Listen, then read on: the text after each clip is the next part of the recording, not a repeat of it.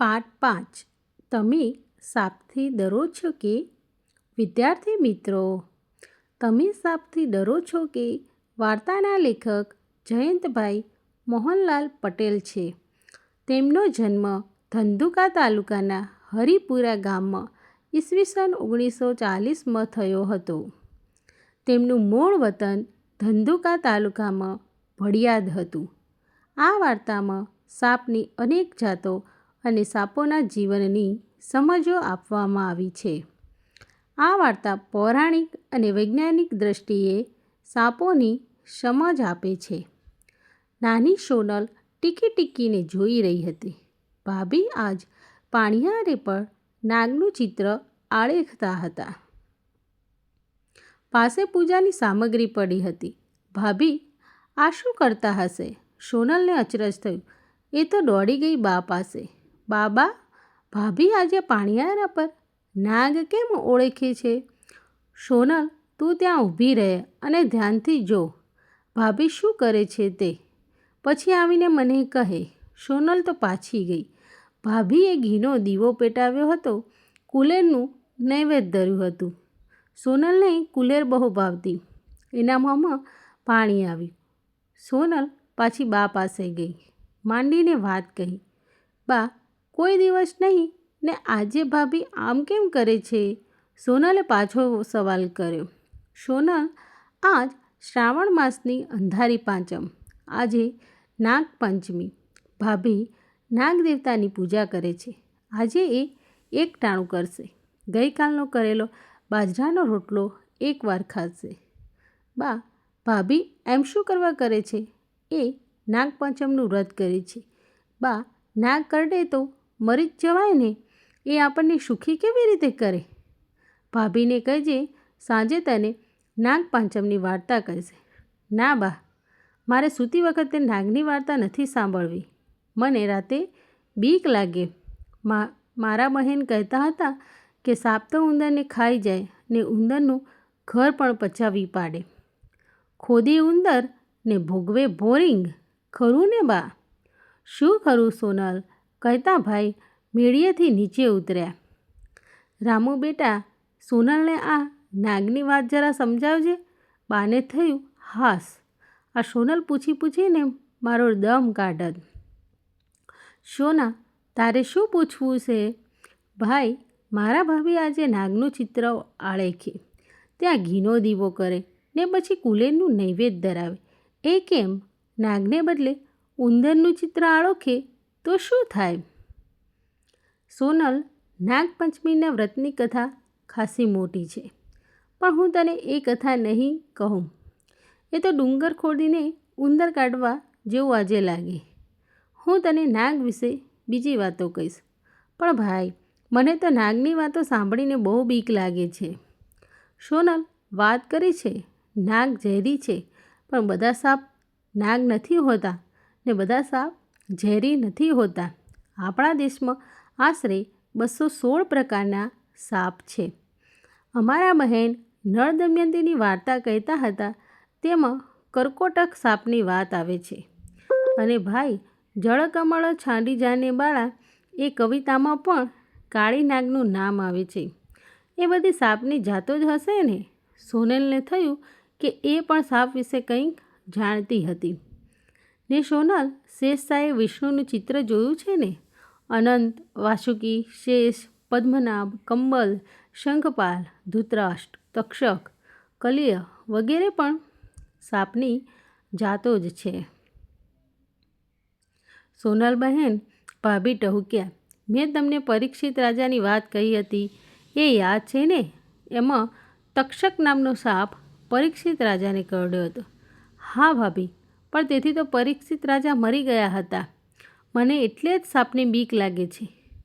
પણ સોનલ, બધી જ જાતના સાપ ઝેરી નથી હોતા. એ તો આપણે સાપને ઓળખતા શીખીએ પછી ડર ન રહે. ભાઈએ સોનલને હિંમત આપી. ને અજગરની વાત સાંભળી છે ને? અજગર સૌથી વધારે લાંબો અને તે વજનમાં પણ સૌથી વધારે છે. ક્યારેક તે આશરે 8 મીટર લાંબો, 150 કિલો વજનનો હોય છે. નાનામાં નાનો સાપ 12 થી 13 સેન્ટીમીટર હોય છે. સાપનું સરેરાશ આયુષ્ય 25 વર્ષનું ગણાય છે. એના રંગો તો વિધવિધ હોય છે. એની ત્વચાના તરેહ અને સૌંદર્ય હેરત પમાડે તેવા હોય છે. સાપની કાંસળી તો તે જોઈ છે ખરી સોનલ? ના ભાઈ, હજી સુધી જોઈ નથી. પણ એકવાર અમારા બહેન એમ કહેતા હતા કે સાપ કાંચડી ઉતારે એમ ગોપીચંદ રાજાએ વૈભવનો ત્યાગ કર્યો. ત્યારે સાપ કાંચડી ઉતારે એમ એટલે શું એ પૂછવાનું મન થયું હતું, પણ પૂછ્યું નહોતું. હે ભાઈ, એ શું તે? મુંબઈમાં હાફકિન ઇન્સ્ટિટ્યૂટ છે. ત્યાં સાપના ઝેરનો અભ્યાસ થાય છે. સાપ કરડે ત્યારે એનું ઝેર ઉતરવા માટેના ઇન્જેક્શનો ત્યાં તૈયાર થાય છે. ત્યાં સાપ કાંચડી કેમ ઉતારે છે એનું નિરીક્ષણ કરવામાં આવે છે. 72થી 200 દિવસના ગાળે સાપ કાંચડી ઉતારે છે. સાપ પૂરેપૂરી કાંચડી ઉતારી ન શકે તો તે માંદો પડી જાય છે. ભાઈ, ખરી મજા. એને તો નવા કોટ પહેરવાના મળે. સોનલ, નાગને મૂછે હોય નહીં? સોનલ વિચારમાં પડી. ભાભી એની વહારે ધાયા. હા સોનલ બહેન, સાપ ઘરડો થાય ત્યારે એને મૂછ ફૂટે છે. અરે, એ બધી વાત ખોટી છે. સાપને મૂછ ફૂટતી જ નથી. એના શરીરે વાળ જ હોય નહીં. તમારા જેવા ભોળાના લોકો આમ જ છેતરાઈ જાય. નાગના મણીની વાત સોનલ બહેનને કહો ને. નાગને વળી મણી કેવો? એ પણ પેલી મૂછોના જેવી જ બનાવટી વાત છે. સાપ દૂધ જ પીએ છે એ એવી જ વાત છે.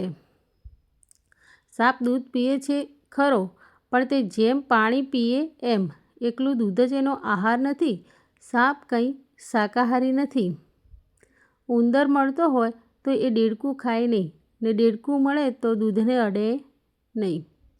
હા ભાઈ હા, સાપે સસુંદર ગળા જેવું થાય એવી કંઈક વાત અમારા બહેન કહેતા હતા ખરા, સોનલ બોલી. સાપ ઉંદર ગળે ત્યારે પહેલાં ઉંદરનું માથું મોં મળે છે ને પછી તેને ગળવા માંડે છે. સાપનું ઝેર જ પાચનમાં મદદ કરે છે. મોટો અજગર, કૂતરું કે હરણ પણ ગળી જાય છે. સાપની જીભ ઘ્રાણેન્દ્રિયોનું કામ પણ કરે છે. સાપને પકડવામાં આવે છે ત્યારે કોઈ વાર એ ઉપવાસ પર ઉતરે છે. 8 મહિના સુધી અજગર ભૂખ્યો રહી શકે છે.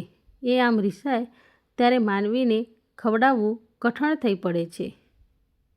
તેથી જ સાપ પવન ખાય છે તોય તે દુબળો પડતો નથી, એમ આપણા પ્રાચીન સાહિત્યમાં કહેવાયું છે. સોના, તને ખબર છે સાપની 2 જીભ હોય છે? તે 2 જીભ કેવી રીતે હોય? સોનલને અચરજ થયું. જીભ તો કંઈ 2 નથી હોતી. જીભને 2 પાંખિયા હોય છે, તેથી તેને 2 જીભ હોય છે એમ કહેવાય છે. 2 જીભો કે દ્વિજીહવા કહેવાય છે. સાપને તો જીભ બહુ ઉપયોગી છે. ખોરાક શોધવામાં, કોઈ દુશ્મન આવી ચડે તો તે જાણવામાં તેને જીભ જ કામમાં આવે છે. સાપની આંખો પણ જાણવા જેવી છે. એની આંખોને પોપચા હોતા નથી. એની બંને આંખોના ડોળા પોતપોતાની રીતે હલાવી શકે છે. એ બહુ લાંબુ જોઈ શકતો નથી. સાપને કાન હોતા નથી. એ તો ખબર છે ને સોનલ? ભાઈ, તો મુરલીએ સાપ ડોલે છે એ વાત ખોટી? હા સોનલ, એવો એ સંગીત રચ્યો નથી. નાગ ડોલતો દેખાય છે તે તો હુમલો કરવાની એની તૈયારીનો જ એક ભાગ છે. ભાઈ, અમારા વર્ગમાં નાના ભાઈએ અને ભાણાભાઈ હંમેશા લડ્યા જ કરતા હોય. બહેન કહે છે કે આ નાના ભાઈ અને ભાણાભાઈને તો સાપ નોળિયા જેવું બને છે. સાપ નોળિયો લડ્યા જ કરતા હશે ને? નોળિયો સાપનો દુશ્મન છે. નોળિયો સાપ કરતાં વધારે ચાલાક અને ચંચળ હોય છે. તેથી એમની લડાઈમાં સામાન્ય રીતે નોળિયો જ જીતે છે. કેટલાક લોકો એમ કહે છે કે નોળિયો લડતા લડતા કોઈ વનસ્પતિ સૂંઘી આવે છે, તેથી તેને સાપનું ઝેર ચડતું નથી. પણ એ વાત બરાબર નથી. નોળિયો વનસ્પતિના મૂળ ખોદે છે. તે તો તેના દાંતને વધારે તીક્ષ્ણ કરવાને માટે જ એમ કરતો હોય છે. સાપ વિશે વધુ કાંઈ? કેટલાક સાપ ઈંડા મૂકે છે તો કેટલાક સાપ બચ્ચાને જન્મ આપે છે. નાગણ 50-55 જેટલા ઈંડા એક સાથે આપે છે. નાગણના જાણ્યા એટલા જીવે તો તે ધરતીના માથે માનવીને પગ મેલવા ન દે. બધા કંઈ જીવતા નથી, પણ સાપ માનવજાતને ખૂબ ઉપયોગી છે. ખેતીને નુકસાન કરતા ઉંદર, કોળ વગેરેને તે ખાઈ જાય છે. જે સાપ ઝેરી હોય છે તે કંઈ અમસ્તા કરડતા હોતા નથી. સહેજ સરખો અવાજ થતામાં તો સાપ ભાગી જાય છે.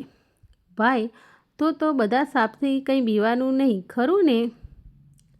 હા સોનલ, ઝેરી હોય એવા સાપ તો બહુ ઓછા, ને સાપ તો માણસ જાતનો મિત્ર પણ છે. તારા ભાભી તને હવે નાગપાંચમની વાર્તા કહે ત્યારે સાંભળજે, મજા આવશે. સારાંશ. મિત્રો, મજા આવીને તમને વાર્તા સાંભળવાની? આ વાર્તામાં સાપોના મહત્ત્વ અને તેના જીવનની વાતો રજૂ કરવામાં આવી છે. આ દુનિયામાં મનુષ્ય સિવાય બીજા અનેક જીવો પણ રહે છે. સાપોની પણ અનેક પ્રજાતિઓ જોવા મળે છે. પૌરાણિક માન્યતા મુજબ નાગપંચમીના દિવસે સાપોની પૂજા કરવામાં આવે છે. અહીં લેખક દ્વારા નાગની વિવિધ જાતો, નાગના ઝેર, કાંચળી ઉતારવાની પ્રક્રિયા અને નાગના જીવનચક્ર વિશેનું વર્ણન કરવામાં આવ્યું છે. આ વાર્તામાં સોનલની જિજ્ઞાસા, સાપ અને નાગપંચમીના મહત્ત્વની સમજણને ઉજાગર કરવામાં આવી છે.